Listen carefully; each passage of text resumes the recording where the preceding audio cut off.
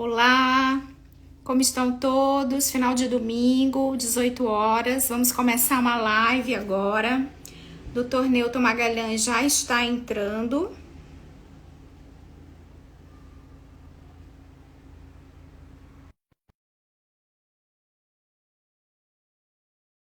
Vamos lá, vamos falar aí do que nós vamos fazer quando os pacientes realizam procedimentos invasivos, minimamente invasivos e não respondem a esses tratamentos. Boa noite, Newton. Como você está? Boa noite, tudo bem, Carol? Tudo bem? Todos que Bom, estão bem. já estou aqui cumprimentando todas as pessoas que estão entrando, avisando a elas que nós hoje seria mais ou menos uma live aí também de encerramento, né, de fechamento das inscrições da pós-graduação. Sim. Vamos começar isso, no final a gente reforça isso, que realmente estamos fechando, né? Os nossos alunos já estão começando a assistir às aulas da nossa turma de pós-graduação e estamos aí bem contentes aí com essa turma que está em formação. Isso. Para falar um pouco de quem está chegando agora, eu sou a Carol Té, estou recebendo aqui no perfil do Dor Sem Fronteiras um outro coordenador junto comigo, que é o Newton Magalhães. Luciana está na Holanda, né? Lá o fuso horário não é compatível com uma live às 18 horas no horário de Brasília. Então, estamos eu e o Newton aqui para falar de um tema muito importante, né? Que a gente se depara muito, tanto a nível de consultório quanto a nível de hospital. Né? Então, quando a gente passa visita nos hospitais, eu passo visita num grupo de dor de referência aqui em São Paulo. E a gente se depara muito com pacientes que realizam procedimentos invasivos ou minimamente invasivos a nível de consultório, a nível de hospital, e que esses pacientes continuam com dor. E a minha primeira pergunta agora para você, né, Newton, é que você faz muito consultório também, consultório, hospital, consultório, fica nesse circuito, né?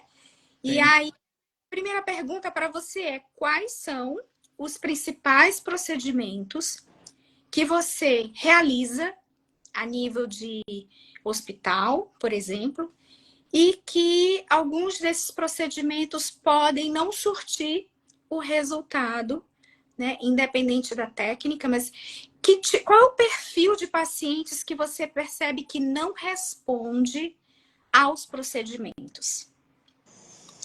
Bem, os pacientes que... Eu recebo muito pacientes que fazem procedimentos com outros colegas também e que persistem com dor. Principalmente pacientes que submetem a procedimentos na coluna.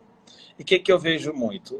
Colegas assim, exímios, cirurgiões, assim, operam perfeitamente a coluna, mas falta um pouco da visão biopsicossocial da dor. Falta um olhar também para diagnósticos diferenciais, como, por exemplo, o componente miofacial, olhar o sono do paciente, olhar outros fatores. Então, eu percebo muitos pacientes com persistência de dor miofacial após procedimentos na coluna, principalmente procedimentos percutâneos, como risotomias e hernia de disco, principalmente agora com a crescente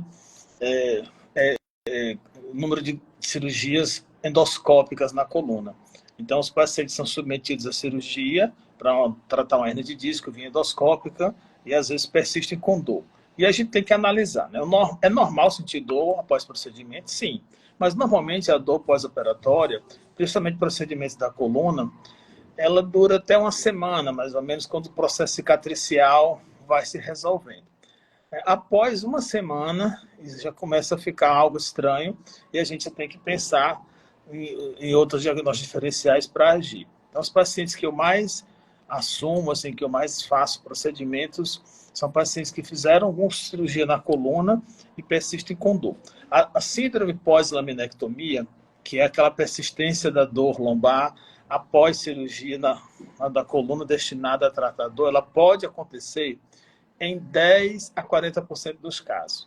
E aí eu lembro de quando eu estava na USP, que eu fiquei no ambulatório de lombalgias complexas, né? Você sabia que eu fiz meu doutorado nisso, né? Eu fiz meu doutorado em lombalgias complexas. Minha tese foi com epiduroscopia. Então, a gente tratava pacientes com síndrome pós-laminectomia, assim, pacientes bem sofridos, bem assim, submetidos a vários procedimentos. Então, parece uma sequência, né? O paciente fez cirurgia para hérnia, não melhorou, aí repetiu um exame de imagem, aí foi detectada uma fibrose peridural, aí alguém fez uma reoperação para tratar aquela fibrose, não melhorou também, persistiu a dor, e aí depois alguém fez uma cirurgia de artrodese, e o paciente continua com dor, e às vezes o paciente tem outra cirurgia adicional também, às vezes faz um ali, faz outro procedimento. Então, nesse contexto de síndrome pós-laminectomia ou persistência de dor após a cirurgia na coluna, ou falha da cirurgia na coluna, a gente tem estudado bastante isso, e um dos fatores que mais contribuem às vezes é a indicação errada da cirurgia. Então, o paciente não foi bem avaliado no pré-operatório e ele persistiu com dor porque ele foi operado para uma situação quando a origem da dor era outra coisa, né? Ou, às vezes, o paciente era um fibromiálgico, né? Assim, e operou a coluna e houve uma piora da dor, houve uma amplificação, ou seja, uma reorganização, né, da área motora, desculpa, uma reorganização a nível central, uma sensibilização central, e esse paciente persistiu com uma dor de difícil controle. Essa dor de difícil controle ela pode ser neuropática, por uma lesão de nervo durante o ato cirúrgico, ou pode ser uma amplificação daquela dor de base que o paciente tinha, né? Então, o fenômeno de sensibilização central ele pode ser potencializado, né? Ele pode ser amplificado com as intervenções cirúrgicas. E a gente tem que estar atento a essas situações que são de difícil controle mesmo, né? E isso tem uma série de problemas em cadeia, né? Um dos problemas é o aumento do uso de opioides. Então, se o paciente não melhora no pós-operatório, vai se acrescentando opioide, a cada mês, a cada semana, um opioide de maior potência, e daqui a pouco esse paciente pode estar adicto. E se for um componente neuropático importante, a gente sabe que os opioides não funcionam tanto, não é?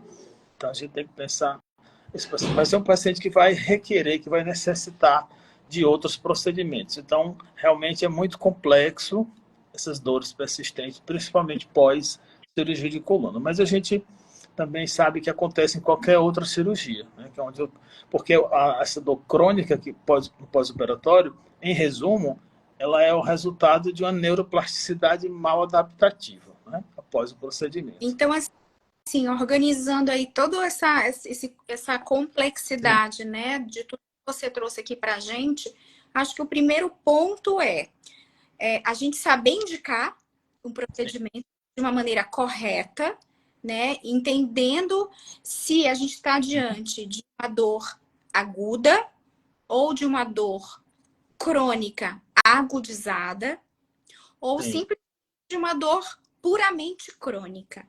Eu acho que é importante a gente definir essas questões, porque isso vai ter impacto no resultado do procedimento, né? Então, para a gente realizar, para ser realizado, a gente não, né? Você, neurocirurgião, realizar um procedimento invasivo, né? Para tratamento da dor, primeiro a indicação precisa ser muito bem feita, entender que aquele procedimento ele está sendo indicado para a dor atual, né? Seja uma dor aguda mesmo, uma dor aguda, uma dor crônica agudizada, porque isso vai depender do nosso resultado. E como aí eu falo, né, como clínica de dor, né? Muitas vezes a gente também preparar esse paciente, né, para realizar o procedimento. Será que os medicamentos no pré-operatório estão alinhados? Será que esse paciente ele já vem fazendo uma reabilitação adequada? Né? Será que ele já vem sendo manejado de uma forma reduzir a sua inflamação crônica? Se é um paciente, por exemplo, um paciente diabético, será que ele está bem controlado antes de fazer o procedimento? Será que ele tem alguma deficiência nutricional como, por exemplo, uma deficiência de B12, que pode sim ter impacto após o procedimento, né? Se ele vai, que pode ter relação com uma piora de um quadro neuropático, também relacionado a uma deficiência de B12. Então, quer dizer, a gente ter esse olhar integral, né? No pré-operatório, né? Avaliar corretamente esse paciente. A gente vai ter aí um resultado melhor no pós-operatório. E no transoperatório, no perioperatório, eu acredito que um anestesista, aí a gente vê, né? Às vezes até a diferença do anestesista puro para o anestesista que também trabalha com dor. Eu sei que você tem uma equipe, né, de anestesistas que inclusive tem esse olhar voltado, né? Já estão estudando dor. Então, o perioperatório também é importante para esses procedimentos, correto? Correto. Eu trabalho com 2 anestesistas principais, né? Um em Recife e outro em João Pessoa, e ambos têm pós-graduação em dor, né? Então, isso faz uma diferença no manejo da dor dos pacientes no perioperatório. Então, você começou a falar sobre a avaliação integral do paciente. É muito importante a gente avaliar o sono desses pacientes. Cada paciente que ele chega para a gente, ele tem os fatores predisponentes, ele tem os fatores desencadeantes e os fatores perpetuantes da dor. Então, até chegar num procedimento cirúrgico invasivo, eu geralmente faço muito a parte minimamente invasiva, para a gente conhecer mais o paciente e eliminando os fatores, né? Então, em linhas gerais, eu gosto sempre de retirar o componente miofacial, né, do paciente para ver o que fica de dor. Essa semana chegou um caso para mim interessante. Uma paciente foi operada em 2016 para hernia discal lombar, depois foi operada em 2018 para a mesma uma hérnia residual, segundo ela, e ela tem uma fibrose peridural e persiste com dor na região lombar, com a radiculopatia com caráter neuropático. E recentemente ela passou por 2 colegas, né, cirurgiões de coluna. Um indicou uma reabordagem para tratar a fibrose, né, via endoscópica, e o outro indicou um ALIF, né, uma fixação anterior, substituição do disco L5-S1 por via anterior, ou seja, abre, faz a cirurgia abdominal e coloca esse disco. Na minha visão, né, nossa visão, não tem nenhum sentido você fazer mais procedimento invasivo nessa paciente, a não ser que seja um estimulador medular, se você não conseguir tratar com o manejo medicamentoso. Então, ela vinha com subdoses de medicações e ela vinha já muito sofrida, muito descrente, com descrédito na medicina, nos colegas, nas intervenções, né? E não consegue aderir a tratamentos e com a vida totalmente prejudicada por essa dor crônica. Ou seja, então, a gente vê muitos colegas que olham só a coluna do paciente e não olham o restante do paciente, né? Não olham o paciente como um todo, não olham o sono, não olham aquela visão de reabilitar. Então, você trocar um disco, né, fazer a substituição de um único disco intervertebral, o último disco da coluna, e achar que vai melhorar essa dor crônica do paciente que ela tem desde 2016, não vai ter resultado satisfatório algum, né? Melhorar o alinhamento sagital da coluna, um termo de biomecânica. Então, é um paciente que tem dor crônica, tem sensibilização central, tem um componente neuropático e tem um componente miofacial importante porque ela não reabilita, né? Ela tem um sobrepeso também e tem muita dor miofacial na coluna. Então, normalmente uma paciente dessa é uma paciente complexa e a gente começa a avaliar, né, as cadeias musculares, começa a avaliar se a gente consegue diminuir os pontos miofaciais e ver se a gente consegue, o que consegue de ganho com medicação, otimizando a medicação. Então, é uma paciente que talvez seja candidata a um estimulador medular, mas isso é uma verdadeira epidemia desses pacientes no consultório da gente, né? Eles fazem procedimentos minimamente invasivos, às vezes até invasivos na coluna, não reabilitam adequadamente e ficam de consultório em consultório, né, procurando um tratamento assim resolutivo. Primeiro, o paciente precisa entender que tem dor crônica, né, que dor crônica ela é uma doença como crônica, como diabetes, como hipertensão, que tem tratamento, consegue ter uma qualidade de vida razoável, pode conseguir sim, se um tratamento adequado. Em segundo lugar, os pacientes ficam esperando assim, um tratamento mágico, né? Seja do ponto de vista medicamentoso ou nova cirurgia, né? Então, as crenças que o paciente tem, a narrativa que ele traz para a gente, isso é muito importante também. Então, a gente que trabalha com dor crônica é muito difícil, né? Porque a gente tem que educar todo mundo ao nosso redor, né? O paciente, né? Os colegas, assim. Então, a gente tem muita dificuldade de tratar esses pacientes, principalmente os pacientes que já foram submetidos à cirurgia, porque eles vêm muito descrentes nos procedimentos, né? Eles são sofridos, Bem né? descrentes, mas como você falou, né? Querem buscar algo novo, né? Um outro procedimento. Eles, ao mesmo tempo que eles estão descrentes, mas eles querem aquela coisa. Parece que é a pílula mágica do procedimento. Entendendo que a dor crônica, o mais importante é a reabilitação, né? Sim. Então, a cada procedimento, o paciente ele entender que ele precisa estar ativamente no seu processo de tratamento, né? E,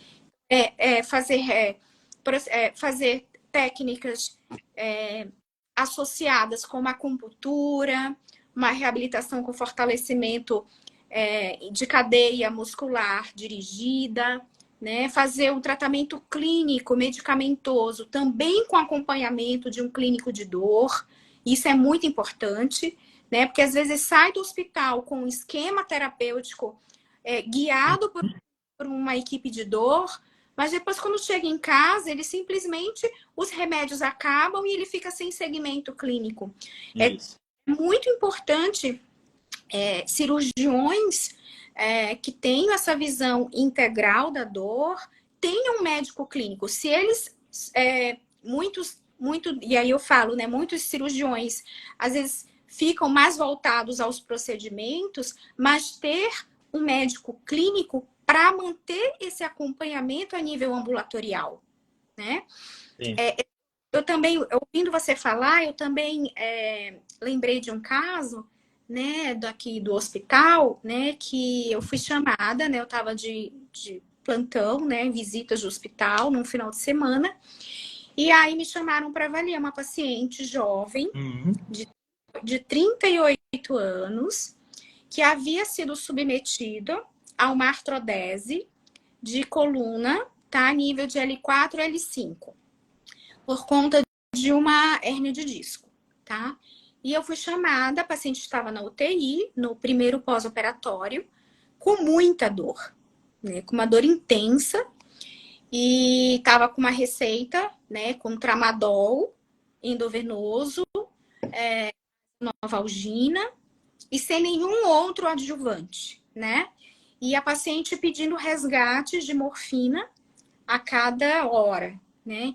Então, o que eu fiz para essa paciente, né, como clínica de dor? Eu instalei, né, um dispositivo chamado PCA, que é analgesia controlada pelo paciente. Não são todos os hospitais que têm, que grupos de dor têm acesso a esse tipo de dispositivo, mas a gente sabe que é uma forma segura de deixar o medicamento numa dose menor continuamente por 24 horas e ainda um resgate que o próprio paciente, ele maneja aquele resgate, lógico, né, com um... Opa, será que saiu? Não, tá aqui. Voltou.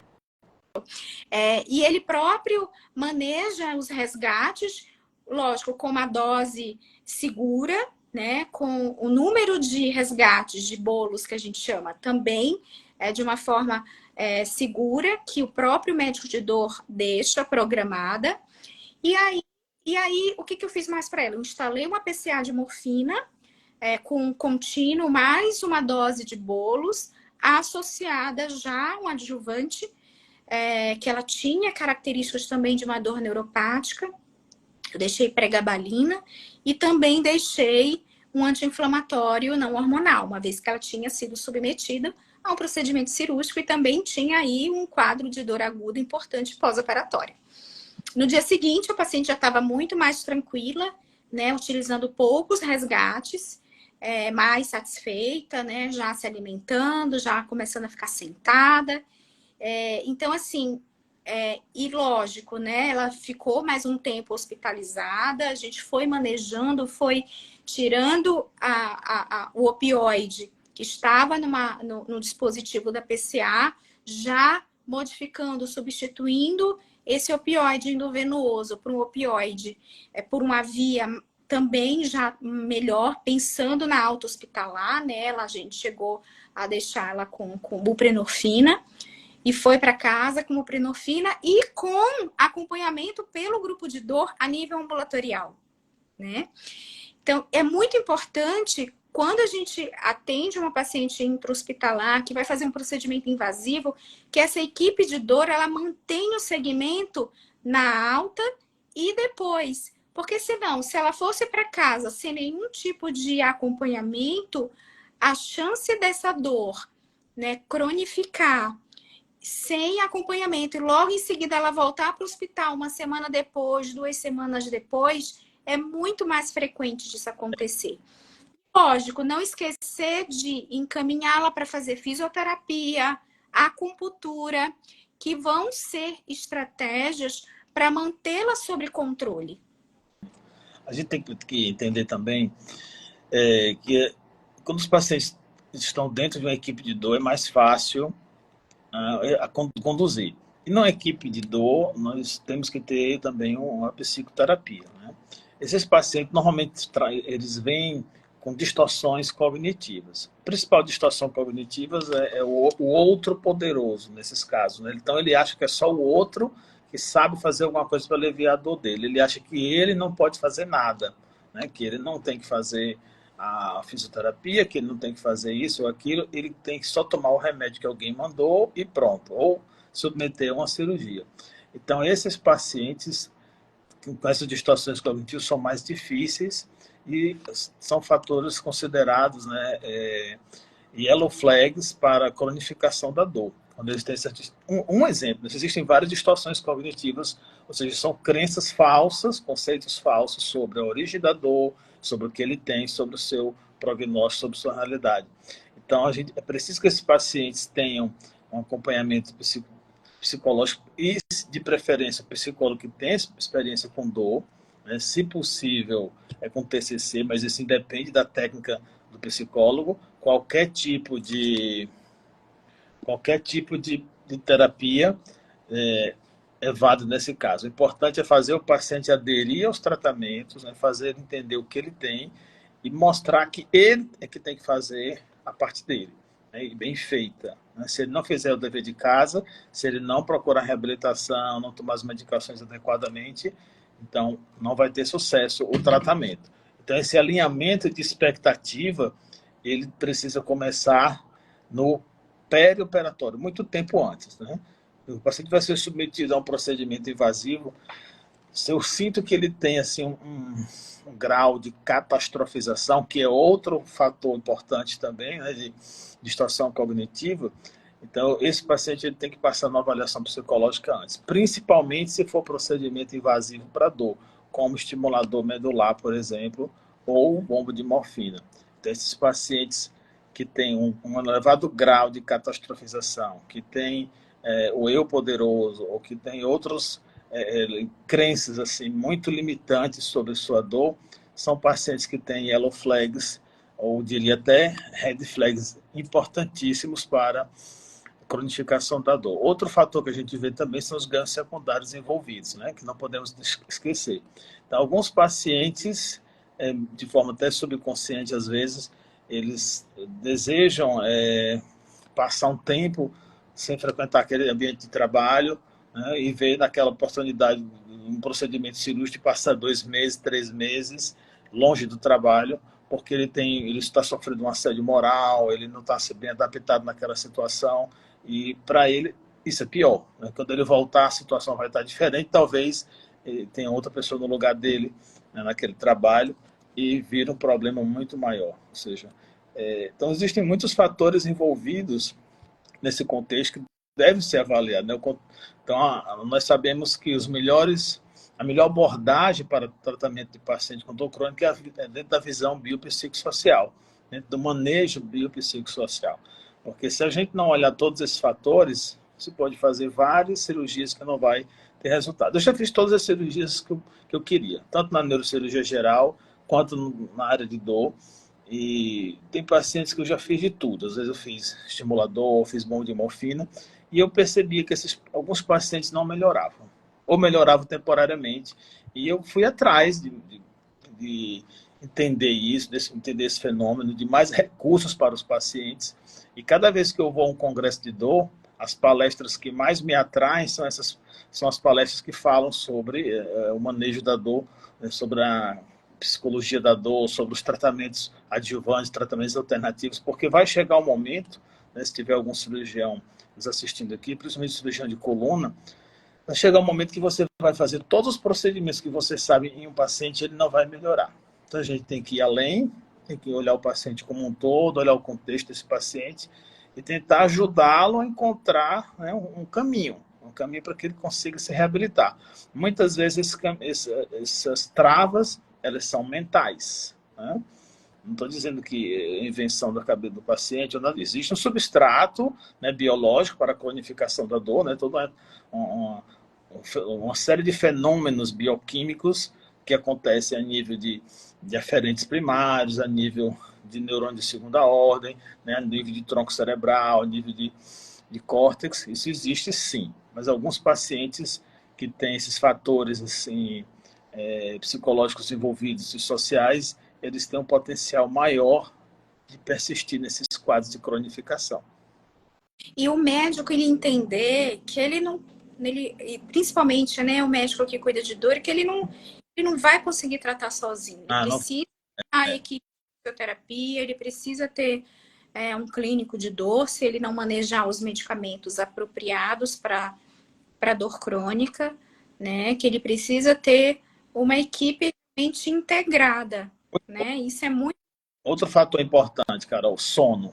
Se você não avaliar o sono do paciente, tem pacientes que você pode fazer de tudo. Tem pacientes que eu já operei mais de 3 vezes e só depois que eu comecei a questionar, depois que ele percebi que ele não melhorava, comecei a avaliar o sono. Então, e de preferência com uma polissonografia bem feita, né? Aquela que ele faz na clínica, ou seja, de noite total, completa. Aquela polissonografia que ele faz em casa, geralmente é menos completa, só tem 4 canais, não avalia todos os parâmetros. Então, a partir de uma polissonografia bem feita, que a gente começa a avaliar se aquele paciente tem alterações de fase de sono, se ele tem um sono fragmentado, mesmo se ele tem a apneia do sono. Então, a gente sabe que a insônia, que os distúrbios do sono, alguns distúrbios do sono, eles estão diretamente envolvidos na biologia da dor, ou seja, ele interfere na produção de neurotransmissores, interfere na manutenção de certos circuitos que são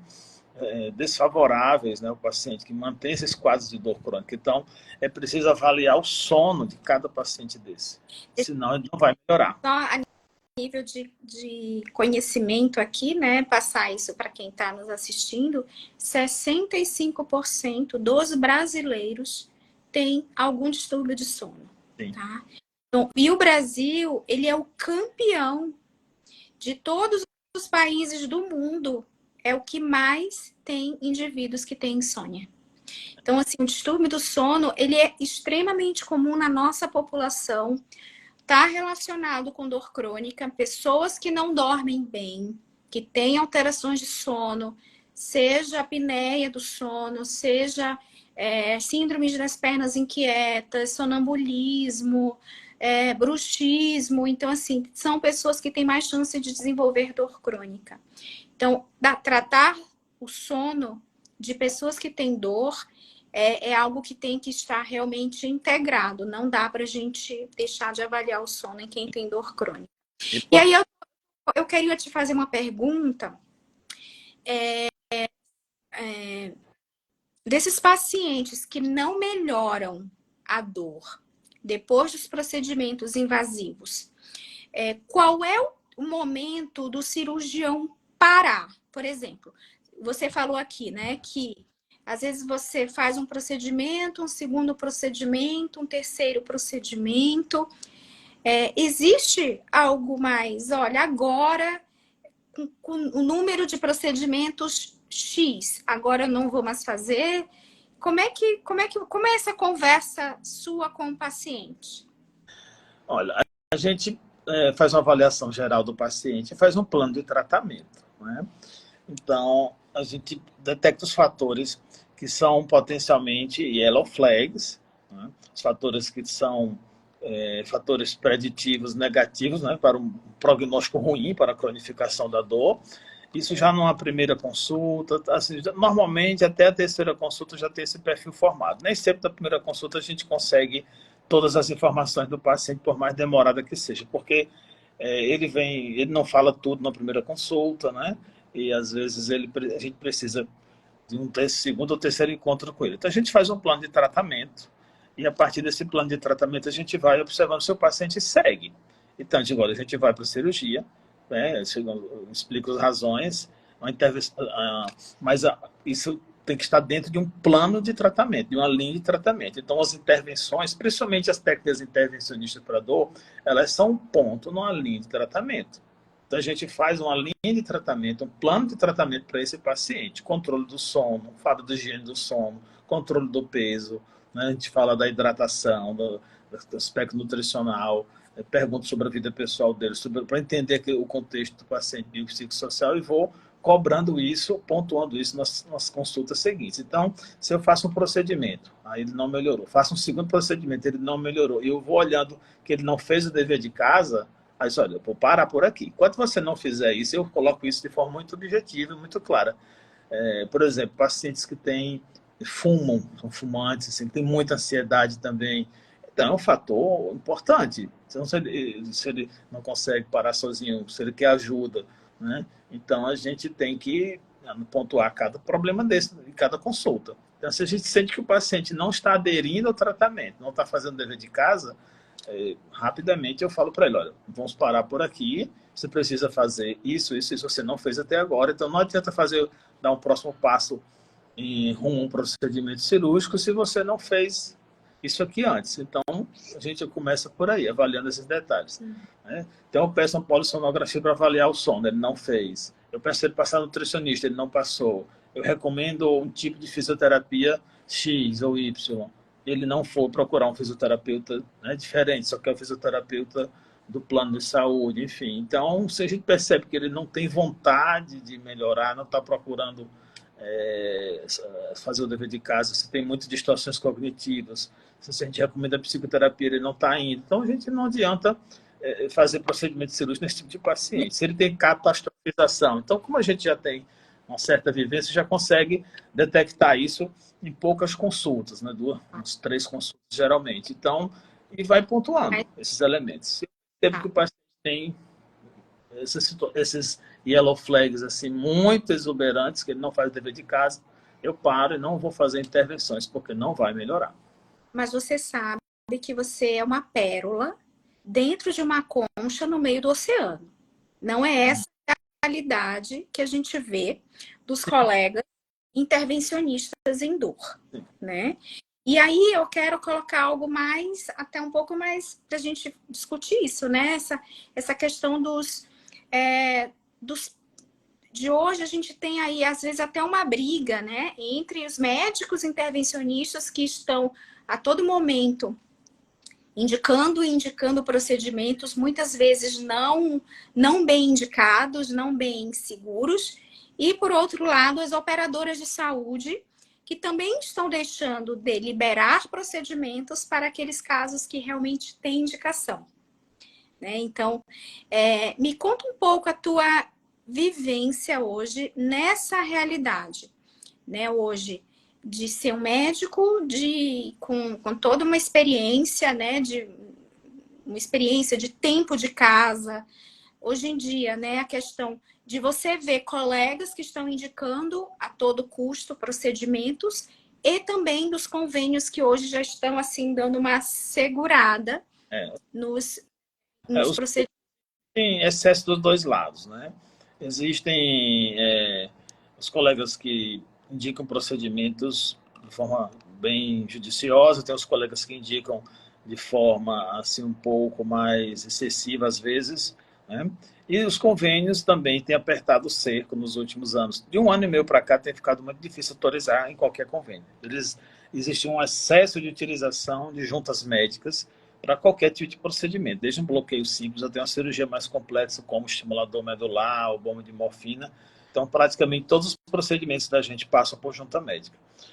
E a gente tem que ter argumentos. Então, daí a importância do médico intervencionista de dor, do cirurgião de coluna, do ortopedista, do anestesista, né, que faz procedimentos de dor, se preparar bem. Então, se preparar bem um curso de formação em dor completa, assim como o Dor Sem Fronteiras, que a gente mostra todas as nuances, todas as facetas do mundo da dor, né?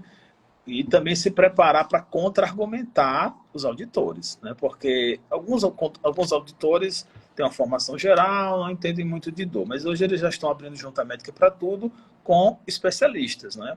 Então você tem que contra-argumentar cada argumento deles. Muitos argumentos deles são fúteis, fáceis de contra-argumentar, mas eles às vezes contra-argumentam de forma embasada também. Então, se você não tem paciência, não tem base para contra-argumentar, realmente vai ficar difícil você realizar qualquer procedimento. Mesmo que você não seja credenciado, se você faz por reembolso, ou utiliza apenas a parte do hospital, se você não atende por convênio, você vai ter que fazer um relatório da entrada via um hospital. Então, esse embate junto com as operadoras de saúde é difícil. Toda semana a gente tem isso, perde muito tempo com relatórios, tudo, mas se você é bem embasado, né, Tem consegue resolver. esse respaldo, né, de cursos de formação sérios também. Sim. Né? E explicar bem o caso de uma forma minuciosa, colocando o quadro clínico completo, dizendo que aquele paciente já passou por todas as etapas no seu processo de reabilitação, psicoterapia, colocar os medicamentos que esse paciente está fazendo. Isso tudo te dá mais, né, te dá de respaldo na indicação correta no procedimento. Quanto mais a gente argumenta de forma bem embasada, a gente tem a maior chance de resolver mais rápido essa questão burocrática com o paciente. Então, normalmente, eu trabalho com convênio porque eu faço muita intervenção, então, normalmente, meus pacientes não demoram muito para conseguir os procedimentos, né? Eu faço boas justificativas, né?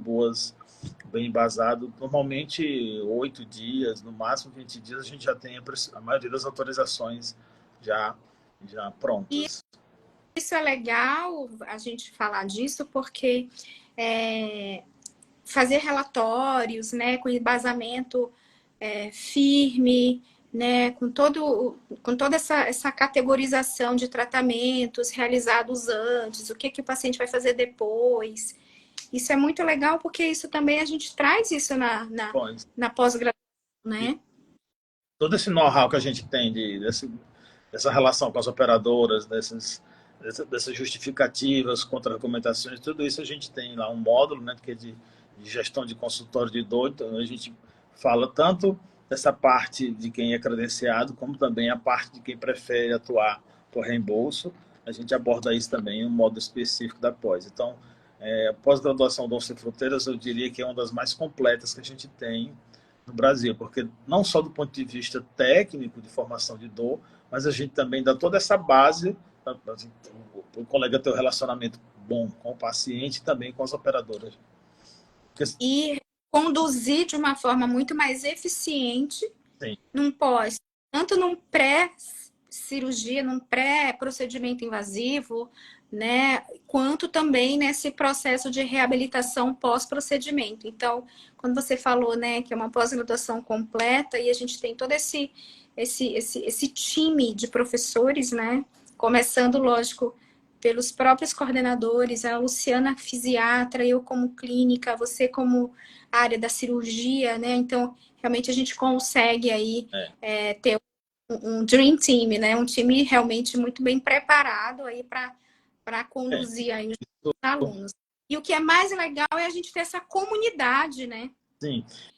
Isso é um dos diferenciais da nossa pós-graduação, né? Porque nós vemos muitas pós-graduações aí, muitas boas também, mas algumas muito focadas só em procedimentos, né? Só organizadas por colegas que visam muito a intervenção, e não é só isso, né? Os pacientes não param só nas intervenções, você não resolve tudo com intervenções. Às vezes eu vejo colegas fazendo propaganda aí, o paciente chegou com 12 anos de dor, eu fiz um bloqueio de nervo X, eu fiz uma infiltração ali, eu fiz outra coisa e o paciente ficou bem, temporariamente, né? Nós sabemos que as intervenções, elas são pontos numa linha de tratamento, então é preciso planejar bem essa linha de tratamento, principalmente pacientes com dor crônica, para que o paciente realmente tenha um resultado. Então, não é só intervenção. Para tratar dor crônica, é preciso saber, né, manejar bem outros fatores, né? As intervenções, elas são apenas pontos, né, na linha de tratamento. Se a pessoa não conhecer toda essa linha de tratamento, não vai tratar paciente com dor crônica. E essa comunidade que nós temos, né, junto com todos os alunos hoje, é muitíssimo interessante e rico, porque nós simplesmente discutimos esses casos complexos de dor, né, auxiliando na condução, né, desde o pré-operatório até o pós-operatório de procedimentos complexos, pacientes complexos, e a gente consegue aí trilhar junto com os colegas, né, esse tratamento de uma forma muito mais eficiente, né? E acredito eu que muitos dos alunos vão ficar aí, mesmo os que já vão terminar daqui a poucos meses, mas eles vão continuar nessa comunidade que cresce a cada dia, né, Newton? Isso. Eu já vou dar um spoiler aqui, né? Um dos casos que nós vamos discutir no nosso encontro ao vivo, discussão de casos, que vai ser no próximo módulo, né? Acho que vai ser a segunda-feira de abril. Um dos casos que nós vamos discutir é um caso de dor pós-operatória, né? Então, vamos discutir em detalhes o caso, vamos mostrar substrato biológico, vamos mostrar os exames do paciente, as intervenções que nós fizemos. Então, vai ser uma discussão muito rica, né? Então, o colega que vai participar, tanto o pessoal da primeira turma como da segunda turma vão ficar muito bem satisfeitos com essa. Muito bem, Agora, mesmo. fazer as suas considerações finais. Tá ótimo. Bom, hoje nós estamos, então, encerrando, né, agora, com esse nosso encontro, estamos encerrando oficialmente as inscrições da segunda turma de pós-graduação para médicos do Dor Sem Fronteiras. Somos aí um projeto que visa levar o ensino sério, com responsabilidade, trazendo realmente esse olhar integral do paciente com dor crônica. E aí a gente vai continuar alimentando aqui, trazendo informações interessantes sobre dor no perfil, né? Outros cursos virão também, eu acho que é legal a gente falar, porque alguns colegas não conseguiram entrar nessa turma porque são colegas que já estavam com outras pós-graduações em andamento, mas teremos aí alguns cursos modulares que eu não vou dar nenhum spoiler sobre o tema dos cursos, mas esperem, porque realmente a gente vai trazer aí com muita técnica, muito embasamento científico em vários tipos de dores aí. A gente vai trazer aí coisas muito legais para vocês. Tá bom. Muito obrigado pelo convite. Então, até mais. E espero aí que todos tenham aí uma ótima noite. Tchau, tchau. Tchau.